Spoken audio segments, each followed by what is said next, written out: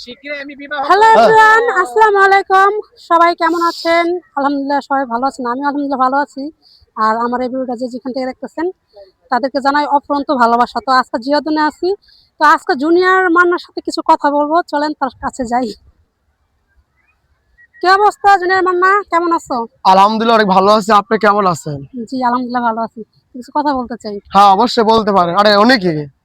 উনি হচ্ছে আমার ক্যামেরাম্যান। ও আচ্ছা, ঠিক আছে। আসলে বর্তমানে তো সোশ্যাল হ্যাঁ মিডিয়া কিছু বললে ভাইরাল হয়ে যায়। এখন হ্যাঁ আপনি ভালো কি ভালো, করবেন হ্যাঁ আমার হ্যাঁ। দিয়ে? আচ্ছা যাই হোক, আমরা জুনিয়র মান্নার কাছে চলে যেতেছি। তো আপনি তো অনেক নাটক করছেন, অনেক ছবি করছেন, আপনার অনেক শখ আহ্লাদ পূরণ করছেন। একদম লাস্ট শখ এবং স্বপ্নটা কি আপনার?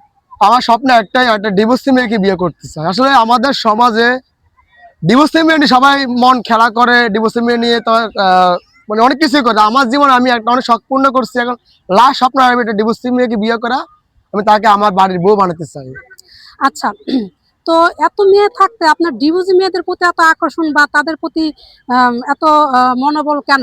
আমাদের সমাজে যারা নেশাখোর, ওরা মেয়েদের মন নিয়ে খেলা করে, বিয়ে করার পরে মারধর করে, বা একটা ছেলে মেয়ে থাকে তাকে মানে বাড়িতে দূর করে দেয়। তো আমি অনেক দেখছি আমাদের এই যে ঢাকার ভিতরে অনেক দেখলাম, মানে ডিভোর্সের মেয়ে নিয়ে সবাই মন নিয়ে ওদের মন নিয়ে খেলা করে। কেন? ওই মেয়েতে একটা ঘর থেকে অনেক কষ্ট করে আসছে আপনাকে, আপনি ওরও তারা দিলে সে মেয়ে কই যাবে আজকে? তো আমি চাচ্ছি আমার মন থেকে অনেক চিন্তা করলাম যে ডিভোর্সের মেয়ে বিয়ে করলে মানে আমার লাইফ আরো ভালো হইব। হুম।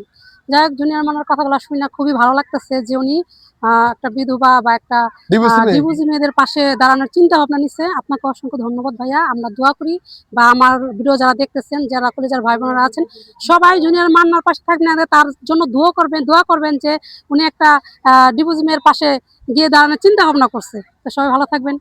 আল্লাহ হাফেজ।